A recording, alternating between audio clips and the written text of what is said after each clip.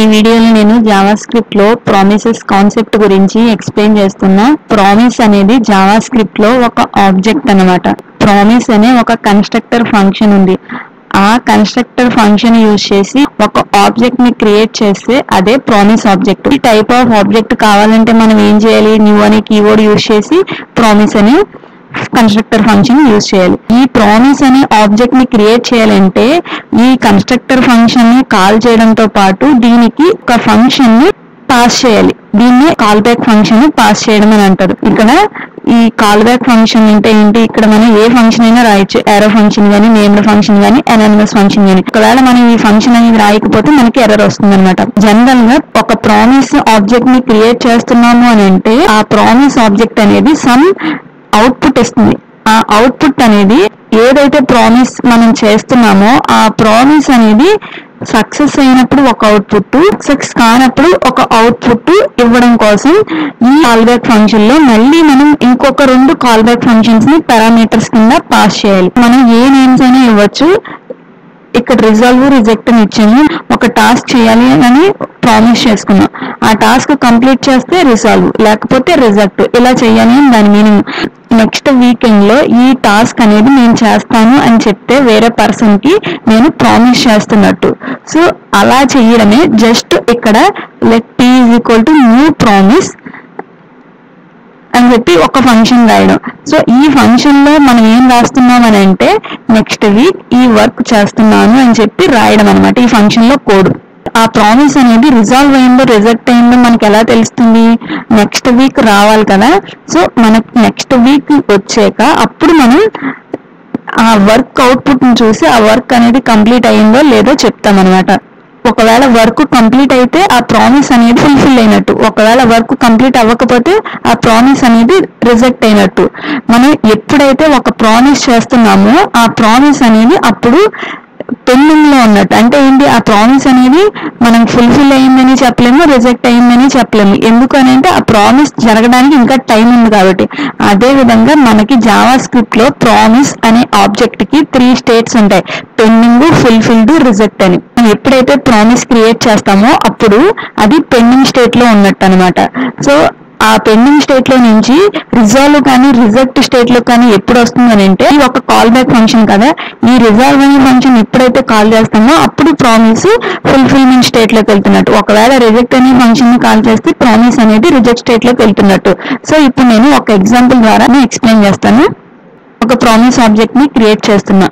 So let p = new promise అని చెప్పి రాస్తున్నా. సేవ్ చేస్తే ఎర్రర్ వచ్చింది. ప్రామిస్ అనే ఆబ్జెక్ట్ ని క్రియేట్ చేసేటప్పుడు మనకి ఇక్కడ ఎందుకు ఎర్రర్ వస్తుంది అని అంటే ప్రామిస్ అనే కన్స్ట్రక్టర్ ఫంక్షన్ కి మనం ఒక ఫంక్షన్ ని పాస్ చేయాలి. ఇదే కాల్ బ్యాక్ ఫంక్షన్.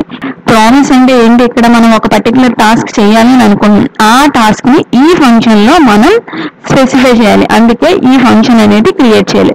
సో ఇప్పుడు నేను సేవ్ చేస్తున్నా. ఎర్రర్ అనేది లేదు. ఆ ప్రామిస్ అనే ఆబ్జెక్ట్ కన్సోల్ లో ప్రింట్ చేస్తున్నా. పెండింగ్ స్టేట్ అని వచ్చింది. ఇక్కడ ఇది ఒక ఆబ్జెక్ట్. ప్రోటోటైప్ అంటే ఏంటి అని అంటే ఈ p అనేది ఏ టైప్ ఆఫ్ ఆబ్జెక్ట్ అని చెప్పి. ఈ p అనేది promise type object. Promise state అనేది ఒక ప్రాపర్టీ. సో ప్రామిస్ స్టేట్ అనేది పెండింగ్ లో ఉన్నట్టు. సో నెక్స్ట్ ప్రామిస్ రిజల్ట్ అనేది అన్డిఫైన్డ్. ఎందుకు అన్డిఫైన్డ్ అంటే మనం ఒక ప్రామిస్ ని క్రియేట్ చేసినప్పుడు ఈ ఫంక్షన్ ఏదైతే ఉందో దాని లోపల 2 కాల్ బ్యాక్ ఫంక్షన్స్ ని పాస్ చేయాలి. 2 పారామీటర్స్ ఏంటి అని అంటే కాల్ బ్యాక్ ఫంక్షన్స్. ఇక్కడ నేను ఏ నేమ్స్ అయినా ఇవ్వచ్చు.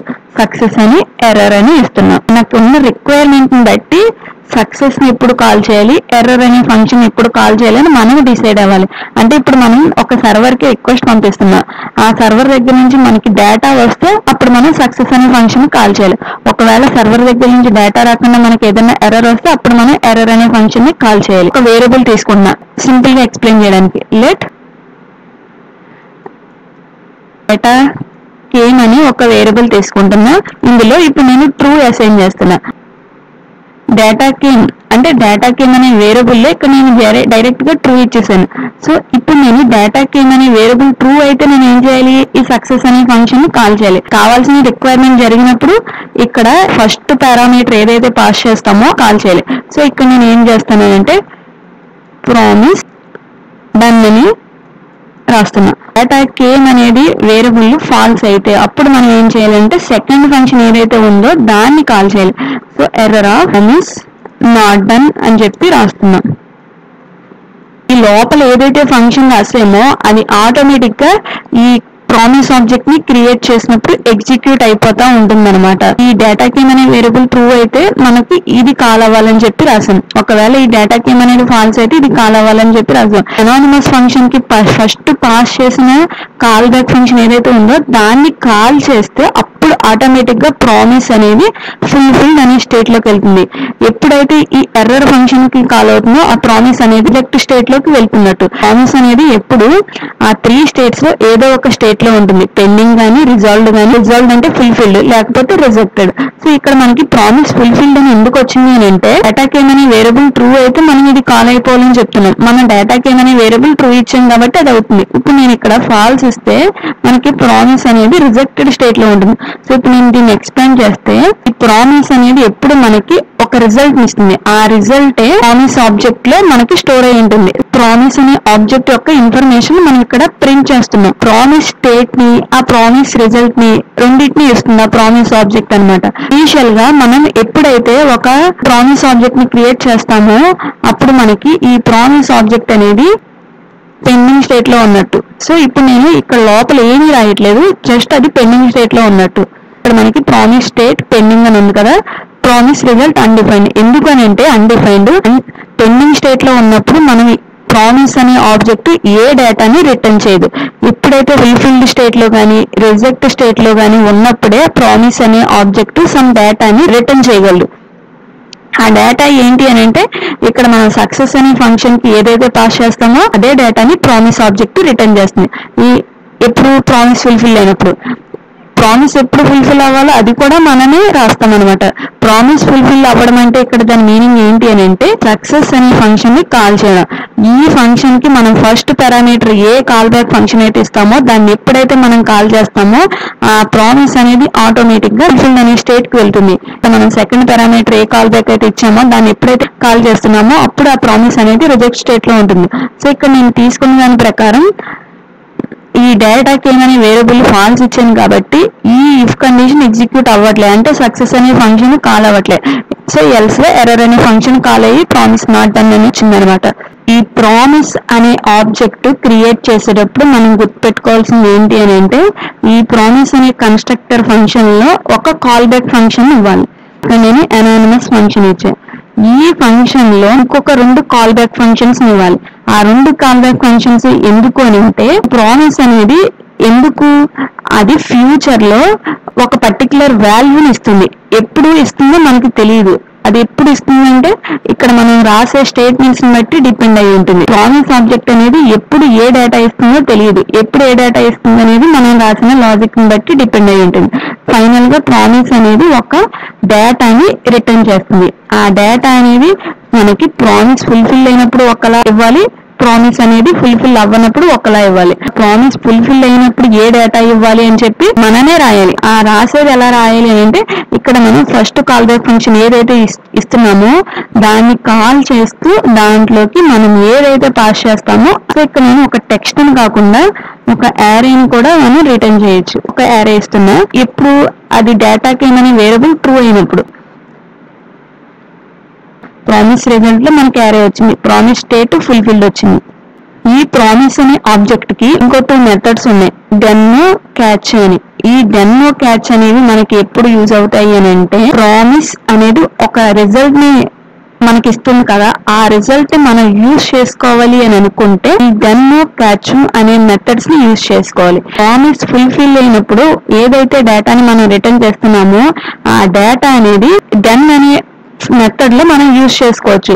సో ఎప్పుడైతే మనకి ప్రామిస్ సక్సెస్ అయ్యిందో అప్పుడు మాత్రమే ఈ ప్రామిస్ యొక్క డెన్ మెథడ్ ఎగ్జిక్యూట్ అవుతుంది. ఈ డెన్ మెథడ్ లో మళ్ళీ మనకి ఇంకొక కాల్ బ్యాక్ ఫంక్షన్ ఉంటుంది. ఫార్మేట్ ఇలానే ఫాలో అవ్వాలి. సో ఈ డెన్ అనే మెథడ్ మనకి ఎప్పుడు ఎగ్జిక్యూట్ అవుతుంది అని అంటే ప్రామిస్ అనేది సక్సెస్ అయినప్పుడు. సో ప్రామిస్ అనేది ఎప్పుడు సక్సెస్ అవుతుంది అని అంటే మనం ఈ అనానిమస్ ఫంక్షన్ లోపల ఏదైతే రాసామో మనం 2 పారామీటర్స్ పాస్ చేసాం కదా, అవి ఇంకో కాల్ బ్యాక్ ఫంక్షన్. ఇందులో ఫస్ట్ కాల్ బ్యాక్ ఫంక్షన్ ని కాల్ చేస్తే అప్పుడు ప్రామిస్ అనేది సక్సెస్ అయినట్టు. సో ఈ డెన్ మెథడ్ లో మళ్ళీ ఇంకొక కాల్ బ్యాక్ ఫంక్షన్ ఇవ్వాలి. ఈ కాల్ బ్యాక్ ఫంక్షన్ కి డేటా అనేది ఒకటి వస్తుంది. ఆ డేటా ఏంటి అని అంటే ఫుల్ఫిల్ అయినప్పుడు ఇక్కడ మనం ఏ ఫంక్షన్ అయితే కాల్ చేస్తున్నామో ఆ ఫంక్షన్ లోపల మనం ఏదైతే పాస్ చేస్తున్నామో సేమ్ అదే ఇక్కడ ఈ డేటా అనే వేరియబుల్ లోకి వస్తుంది అనమాట. సో ప్రామిస్ రిజల్ట్ సక్సెస్ అయినప్పుడు ప్రామిస్ రిజల్ట్ ఏదైతే ఉంటుందో అది ఈ డెన్ అనే మెథడ్ లో ఈ కాల్ బ్యాక్ ఫంక్షన్ కి ఆటోమేటిక్ గా పాస్ అవుతుంది అనమాట. సో ఇప్పుడు నేను కన్సోల్ లో డేటా అని ప్రింట్ చేస్తే ఒక అరే వచ్చేసింది. ప్రామిస్ అనే ఆబ్జెక్ట్ ని ప్రింట్ చేయట్లేదు. ఈ ప్రామిస్ అనే కన్స్ట్రక్టర్ ఫంక్షన్ లోపల మనం ఏదైతే ఫంక్షన్ రాస్తామో దాన్ని ఎగ్జిక్యూటర్ ఫంక్షన్ అంటారు. ఈ ఎగ్జిక్యూటర్ ఫంక్షన్ అనేది మనకు ఆటోమేటిక్ గా ఈ ప్రామిస్ క్రియేట్ అయినప్పుడే ఆటోమేటిక్ గా ఎగ్జిక్యూట్ అయిపోతుంది అనమాట. సో ఈ ఎగ్జిక్యూటర్ ఫంక్షన్ లో మనం ఏం చేస్తున్నాం, ఒక లాజిక్ రాసి ఆ లాజిక్ ప్రకారం ఎప్పుడు సక్సెస్ ఫంక్షన్ కాల్ అవ్వాలి, ఎప్పుడు ఎర్రర్ ఫంక్షన్ కాల్ అవ్వాలో రాస్తున్నాం. సో ఇక్కడ మనం రాసిన లాజిక్ ప్రకారం డేటా కేమ్ అనే వేరియబుల్ ట్రూ అయితే ఇది కాల్ అవ్వాలి, ఫాల్స్ అయితే ఇది కాల్ అవ్వాలి. సో ఇక్కడ డేటా కేమ్ అనే వేరియబుల్ మనం ట్రూ ఇచ్చాం కాబట్టి డెన్ అనే మెథడ్ కాల్ అయింది. ఒకవేళ ఇక్కడ నేను ఫాల్స్ ఇస్తే డెన్ అనే మెథడ్ కాల్ అవ్వట్లే. కానీ ఇప్పుడు ప్రామిస్ అనేది సక్సెస్ కానప్పుడు కూడా అది ఏదో ఒక డేటాని మనం రిటర్న్ అయ్యేలా మనం రాసాము.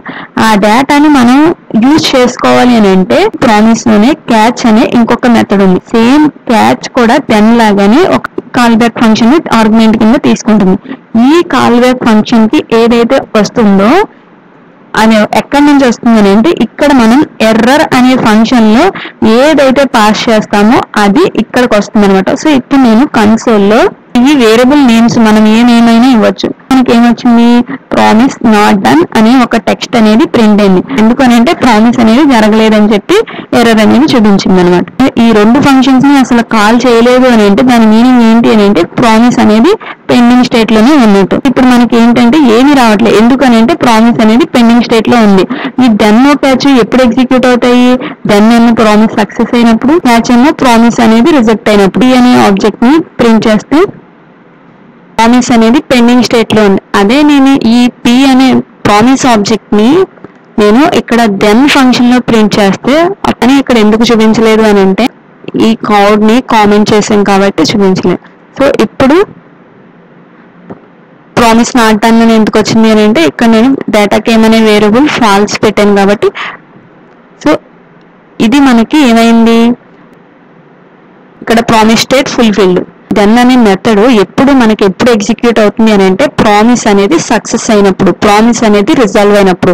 ప్రామిస్ ఎప్పుడు రిజాల్వ్ గానీ సక్సెస్ గానీ అవుతుంది అని అంటే ఈ ఎగ్జిక్యూటర్ ఫంక్షన్ లోకి మనం ఫస్ట్ ఇచ్చిన కాల్ బ్యాక్ ఫంక్షన్ ఎప్పుడైతే కాల్ చేస్తామో ఆటోమేటిక్ గా ప్రామిస్ అనేది సక్సెస్ అయినట్టు. సెకండ్ ఫంక్షన్ ఎప్పుడైతే కాల్ చేస్తామో అప్పుడు ప్రామిస్ అనేది రిజెక్ట్ అయినట్టు, ఎర్రర్ వచ్చినట్టు. ప్రామిస్ అనేది రిజాల్వ్ అయినా రిజెక్ట్ అయినా మనకి ప్రామిస్ ఆబ్జెక్ట్ అనేది సమ్ రిజల్ట్ అనేది ఇస్తుంది. ఆ రిజల్ట్ అనేది ఎక్కడి నుంచి వస్తుంది అని అంటే ఇక్కడ మనం రాసిన కాల్ బ్యాక్ ఫంక్షన్స్ ఏవైతే ఉన్నాయో ఆ కాల్ బ్యాక్ ఫంక్షన్స్ కి పారామీటర్స్ కింద ఏదైతే ఇస్తున్నామో అదే ప్రామిస్ రిజల్ట్ అనేది ఒక ప్రాపర్టీ అనేది పాయింట్అవుట్ చేస్తుంది అనమాట. అక్కడ మనం ఏమి ఇవ్వకపోతే మనకి ప్రామిస్ రిజల్ట్ అనేది ఏమి రాదు. ఇక్కడ ఎరేని ఇవ్వకుండా జస్ట్ ఎంటీకి ఇచ్చాను. సో ఇప్పుడు మనకి ఏమవుతుంది, అన్డిఫైన్డ్ వస్తుంది. ఎందుకనంటే మనం అక్కడ ఏ రిజల్ట్ ని పాస్ చేయట్లేదు కాబట్టి.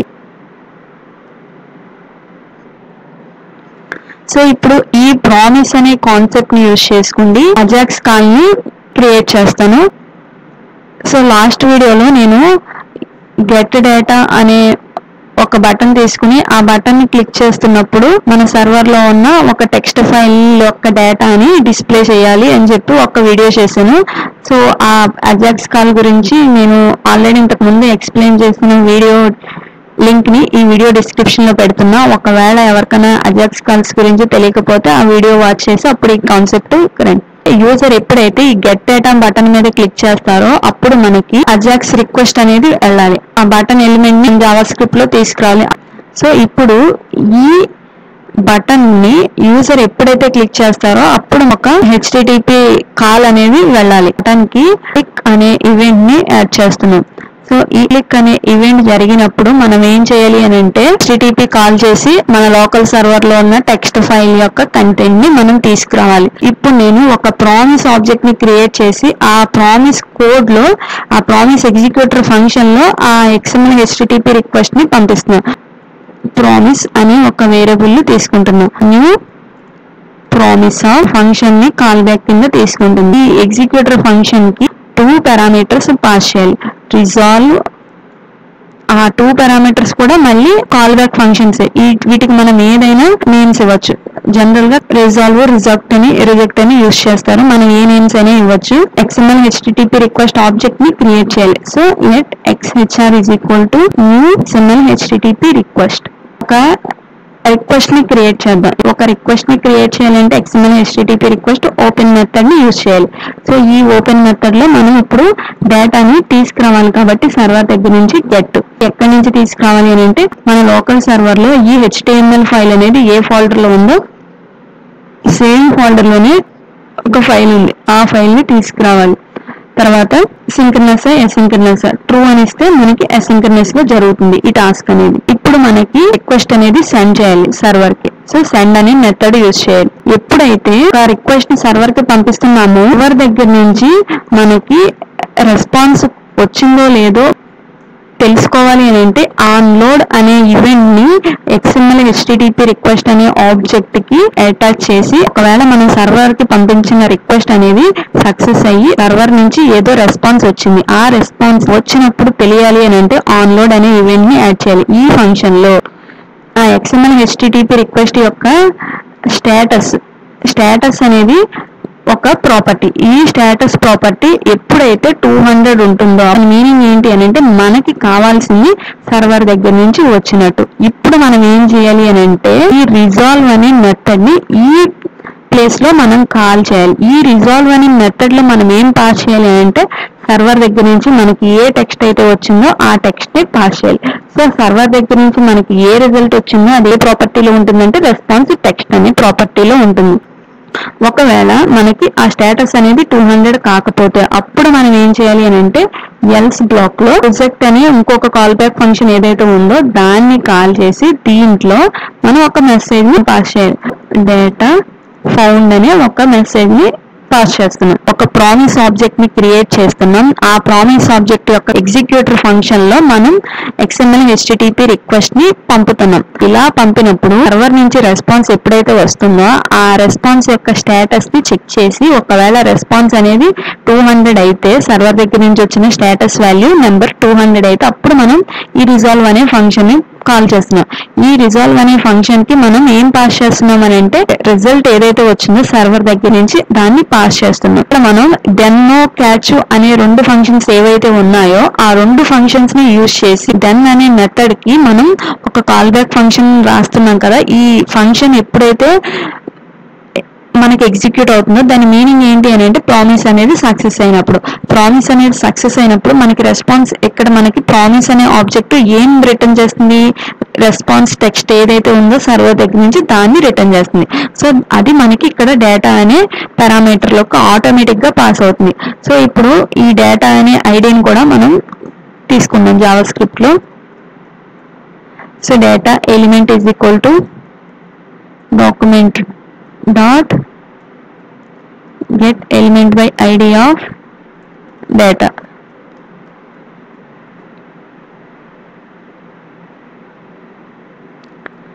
సో ఇప్పుడు మనకి సర్వర్ దగ్గర నుంచి డేటా వచ్చింది కదా, ఆ డేటా అనేది ఈ ఫంక్షన్ కి ఆటోమేటిక్ గా డెన్ అనే మెథడ్ లో ఇంకొక కాల్ బ్యాక్ ఫంక్షన్ కి ఆర్గ్యుమెంట్ కింద పాస్ అవుతుంది అనమాట. దాన్ని మనం ఇప్పుడు జస్ట్ నేను ప్రింట్ చేస్తున్నా log of data.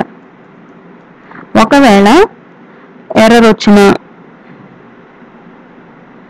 సో ఇక్కడ నేను ఇంతకు ముందు p అని ఇచ్చాను కాబట్టి ఇప్పుడు కూడా p అని ఇస్తున్నాను. ప్రామిస్ అనే ఆబ్జెక్ట్ నేమ్ సో p.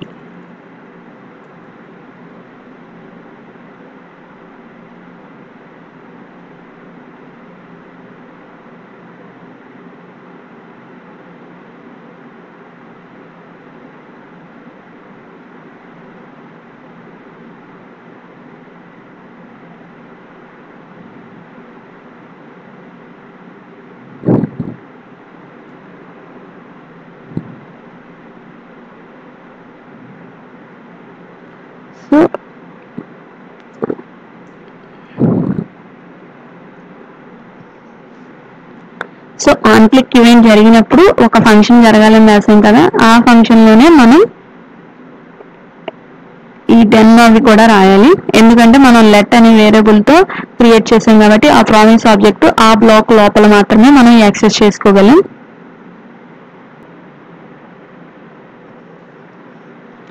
ఇక్కడ మనం ప్రామిస్ అనే ఆబ్జెక్ట్ ని ఎప్పుడు క్రియేట్ చేసాము, యూజర్ ఈ బటన్ క్లిక్ చేసినప్పుడు ఆ ప్రామిస్ ని క్రియేట్ చేస్తున్నాం. ఆ ప్రామిస్ యొక్క ఎగ్జిక్యూటర్ ఫంక్షన్ లో మనం హెచ్టిటిపి రిక్వెస్ట్ ని క్రియేట్ చేసి సెండ్ చేస్తున్నాం. ఒకవేళ హెచ్టిటిపి రిక్వెస్ట్ యొక్క స్టేటస్ 200 అయితే అప్పుడు మనం రిజాల్వ్ అనే ఫంక్షన్ ని కాల్ చేస్తున్నాం. రిజాల్వ్ అనే ఫంక్షన్ ని మనం ఆటోమేటిక్ గా కాల్ చేస్తున్నాం కదా. జావా స్క్రిప్ట్ ఎప్పుడైతే దీన్ని ఎగ్జిక్యూట్ చేస్తుందో అప్పుడు మనకి ఈ ఫంక్షన్ మనం కాల్ చేయట్లే, జావా స్క్రిప్ట్ ఆటోమేటిక్ గా దీన్ని కాల్ చేస్తుంది. ఎందుకనంటే డెన్ లో ఎప్పుడు మనకి ప్రామిస్ అనేది సక్సెస్ అయినప్పుడు ఈ డెన్ అనే మెథడ్ ఆటోమేటిక్ గా ఎగ్జిక్యూట్ అవుతుంది. ఈ డెన్ అనే మెథడ్ ఒక అనానిమస్ ఫంక్షన్ ని ఆర్గ్యుమెంట్ కింద తీసుకుంటుంది.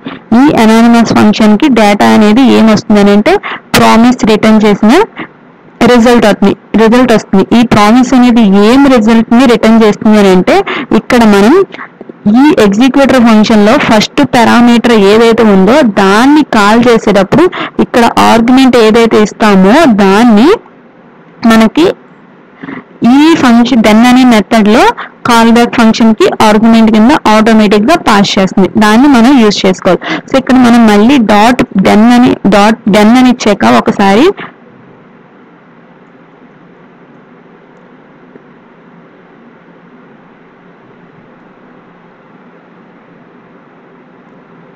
సో ఇక్కడ మనం p.den అని ఇచ్చాం కదా, ఇప్పుడు మనకి ప్రామిస్ సక్సెస్ అయినప్పుడు ఇది ఎగ్జిక్యూట్ అవుతుంది కదా. ఈ డెన్ మెథడ్ లోకి ఒక కాల్ బ్యాక్ ఫంక్షన్ మనం సక్సెస్ అయినప్పుడు అవ్వాలని రాసాం. మనం ప్రామిస్ అనేది సక్సెస్ కానప్పుడు ఏం కావాలో క్యాచ్ అనే మెథడ్ ద్వారా ఇవ్వడం అనేది ఒక వే. సో ఇలాగ ఇవ్వచ్చు. లేకపోతే ఇక్కడ మనం డెన్ అనే కాల్ బ్యాక్ ఫంక్షన్ లోనే ఇంకొక పారామీటర్ ఇంకొక కాల్ బ్యాక్ ఫంక్షన్ ఇవ్వచ్చు అనమాట. సో సేమ్ కోడ్ మనం ఇక్కడ రాస్తే ఇప్పుడు మనకి ఏమవుతుంది అని అంటే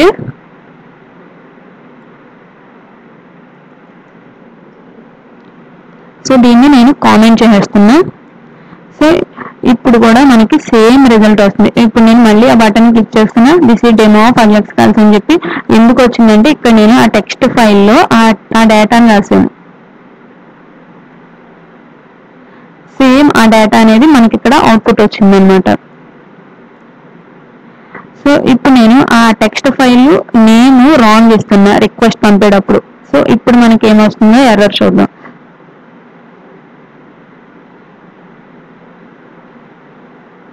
సో ఇప్పుడు నేను మళ్ళీ ఆ బటన్ మీద క్లిక్ చేస్తున్నా. ఇప్పుడు మనకి ఏమొచ్చింది, నో డేటా ఫౌండ్ అని ప్రింట్ అయింది. ఆ నో డేటా ఫౌండ్ అనేది మనకి ఎక్కడుంది, 57 లైన్ దగ్గర.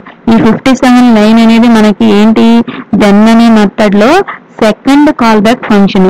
సేమ్ ఇక్కడ మనకి ఏదైతే జరుగుతుందో క్యాచ్ మెథడ్ లో కూడా సేమ్ అలానే జరుగుతుంది. ఇక్కడైనా రాయొచ్చు, మనం క్యాచ్ లో అయినా రాయొచ్చు. సో క్యాచ్ ఇప్పుడు నేను క్యాచ్ మెథడ్ ద్వారా చేస్తున్నా. సో ఇప్పుడు మనం సో ఇక్కడ మనకి నో డేటా ఫౌండ్ అని ప్రింట్ అయింది. ఈ ఫస్ట్ ప్రింట్ అయిన ఎర్రర్ మెసేజ్ ఏంటి అని అంటే XML HTTP రిక్వెస్ట్ యొక్క రెస్పాన్స్ ఆటోమేటిక్ గా ఆ ఫైల్ లేదు కాబట్టి 404 నాట్ ఫౌండ్ అనేది వచ్చింది. ఇక్కడ నో డేటా ఫౌండ్ అనేది ఆటోమేటిక్ గా వచ్చింది. ప్రామిస్ లో రిజెక్ట్ అనే మెథడ్ ఎప్పుడైతే కాల్ అవుతుందో ఆటోమేటిక్ గా ఒక ఎర్రర్ అనేది డిస్ప్లే అవుతుంది కన్సోల్ లో. సో ఈ ప్రామిస్ అనే కాన్సెప్ట్ ని యూజ్ చేసి మనం ఏం చేయొచ్చు అని అంటే ఒక రిజల్ట్ ని రిటర్న్ చేయొచ్చు. ఆ రిజల్ట్ అనేది మనం ఇక్కడ ఈ ఎగ్జిక్యూటర్ ఫంక్షన్ కి పాస్ చేసిన 2 పారామీటర్స్ ఉన్నాయి కదా, ఇవి కాల్ బ్యాక్ ఫంక్షన్స్. అవి ఎప్పుడైతే కాల్ చేస్తున్నామో ఫస్ట్ మెథడ్ కాల్ చేస్తే ప్రామిస్ అనేది సక్సెస్ అయినప్పుడు కాల్ చేయాలి. సెకండ్ అనేది ప్రామిస్ అనేది రిజెక్ట్ అయినప్పుడు కాల్ చేయాలి. సో వీటి ద్వారా వీటికి మనం ఏవైతే పారామీటర్స్ పాస్ చేస్తున్నామో ఈ రిజల్ట్ ని ప్రామిస్ ఆబ్జెక్ట్ అనేది రిటర్న్ చేస్తుంది. సో ప్రామిస్ ఆబ్జెక్ట్ అనేది ఏమి రిటర్న్ చేసినా కానీ మనం సక్సెస్ అయినప్పుడు ఒక యాక్షన్ చేయాలి, సక్సెస్ కానప్పుడు ఒక యాక్షన్ చేయాలి అని అనుకుంటే, సో సక్సెస్ అయినప్పుడు మనకి దెన్ అనే మెథడ్ లో ఏదైతే ఉందో అది ఎగ్జిక్యూట్ అవుతుంది. ఒకవేళ ప్రామిస్ అనేది సక్సెస్ కాలేదంటే క్యాచ్ అనే మెథడ్ లో ఏదైతే రాసామో అది ఎగ్జిక్యూట్ అవుతుంది. అసలు దెన్ క్యాచ్ ఎప్పుడు ఎగ్జిక్యూట్ అవుతాయంటే, దెన్ ఎగ్జిక్యూట్ అవ్వాలి అని అంటే ఇక్కడ మనం ఈ ప్రామిస్ ఎగ్జిక్యూటర్ ఫంక్షన్ లో ఫస్ట్ కాల్ బ్యాక్ ఫంక్షన్ ని కాల్ చేయాలి. క్యాచ్ ఎగ్జిక్యూట్ అవ్వాలి అని అంటే ప్రామిస్ ఎగ్జిక్యూటర్ ఫంక్షన్ లో సెకండ్ కాల్ బ్యాక్ ఫంక్షన్ ని కాల్ చేయాలి. సో ఇలా కాల్ చేసినప్పుడు అది ఎలా కాల్ చేయాలి దానికి లాజిక్ కూడా మనమే రాయాలి. సో మన రిక్వైర్మెంట్ బట్టి మనం రాసుకోవాలి. సో ఇక్కడ మన రిక్వైర్మెంట్ ఏంటి, సర్వర్ కి ఒక రిక్వెస్ట్ పంపించాలి. ఆ రిక్వెస్ట్ కి ఎందుకు పంపుతున్నామంటే ఒక టెక్స్ట్ ఫైల్ ని తీసుకురావడం కోసం. ఒకవేళ ఆ టెక్స్ట్ ఫైల్ ఉండి ఆ టెక్స్ట్ ఫైల్ డేటా మనకి వస్తే అప్పుడు మనం ఏం చేయాలి, సక్సెస్ అయినట్టు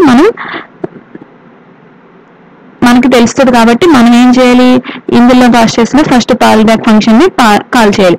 సో ఒకవేళ సక్సెస్ అయితే అప్పుడు మనకి ఏమొస్తుంది, సమ్ రెస్పాన్స్ అనేది వస్తుంది కదా, ఆ టెక్స్ట్ ఫైల్ లో ఉన్న ఆ డేటాని మనం ఇక్కడ ప్రింట్ చేసాం. ఒకవేళ రిజెక్ట్ అవుతే సో అంటే అక్కడ మనకి XML HTTP రిక్వెస్ట్ లో ఏ ఎర్రర్ వచ్చినా మనకి ప్రామిస్ అనేది సక్సెస్ కానట్టు. అలాంటప్పుడు మనం ఏం చేయాలి, ఇక్కడ పాస్ చేసిన సెకండ్ పారామీటర్ ని కాల్ చేయాలి. సో అప్పుడు మనకి క్యాచ్ లో ఉన్నది ఎగ్జిక్యూట్ అవుతుంది. సో మనకి ఈ ప్రామిస్ అనే కాన్సెప్ట్ వల్ల అడ్వాంటేజ్ ఏంటి అని అంటే, కాల్ బ్యాక్ హెల్ అనే ప్రాబ్లమ్ ని సాల్వ్ చేయడానికి ఈ ప్రామిసెస్ అనే కాన్సెప్ట్ అనేది యూజ్ అవుతుంది అనమాట. సో ఆ కాన్సెప్ట్ గురించి నేను నెక్స్ట్ వీడియోలో ఎక్స్ప్లెయిన్ చేస్తున్నా.